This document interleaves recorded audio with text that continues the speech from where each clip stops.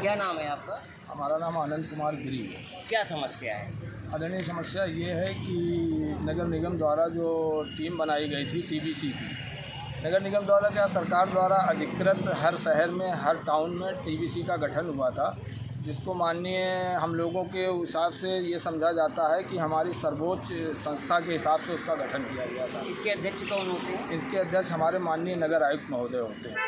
कब गठन हुआ था टीबीसी? ये 2017 के लगभग में इसका गठन हुआ था। उसके बाद कोई मीटिंग हुई आपकी? आदरणीय लगभग साल भर में 2 से 3 बैठकें हुई थी और माननीय उस समय नगर आयुक्त महोदय थे श्री अविनाश सिंह यानी संतोष शर्मा जी।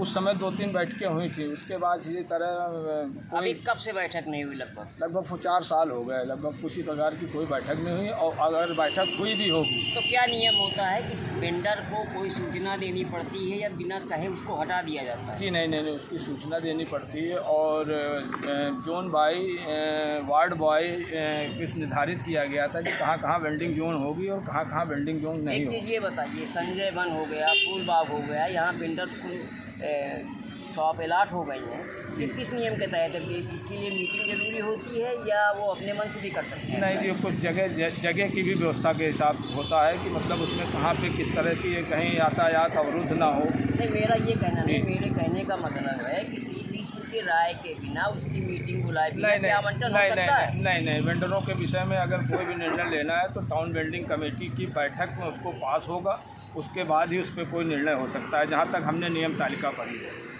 क्या कहना चाहेंगे? मैं ये कहना चाहूँगा कि बिना पूर्व सूचना के और बिना, ये भी भारत के नागरिक हैं, आदरणीय ये भी कानपुर के निवासी हैं, किसी के तो पिताजी दादा भी वही काम करते थे जो उसी काम में ये लोग भी उतर आए।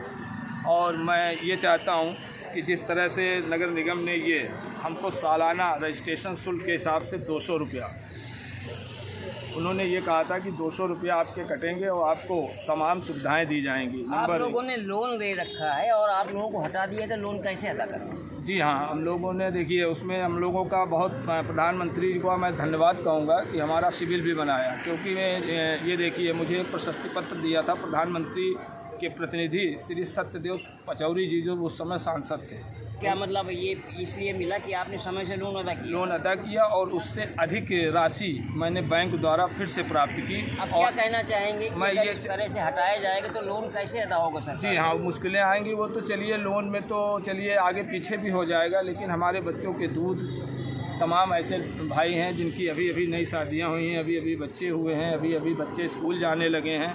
और इस आधार पर मैं ये चाहूँगा, हाथ जोड़कर निवेदन करूँगा कि इन्होंने भी वोट दिया है, आपको सरकार बनाने में सहभागिता निभाई है, तो कम से कम इनके पक्ष को भी, इनकी दयनीय स्थिति को देखते हुए नगर आयुक्त महोदय से क्या कहना चाहेंगे? नगर आयुक्त महोदय से मैं यही कहना चाहूँगा कि अपने विशेषाधिकार का उपयोग करें और हम सभी जितने भी वेंडर्स हैं यथास्थिति बनाए रखने, जब तक कोई वैकल्पिक व्यवस्था नहीं हो जाती है, यथास्थिति बनाए रखने की आदेश पारित करें। इसके लिए मैं उनका आभार व्यक्त करूँगा। और आज हमने उनके श्री नगर आयुक्त जी के कार्यालय में एक लेटर रिसीव कराया है अपनी वेदनाओं को, अपनी समस्याओं को लेकर के और नियम को लेकर के।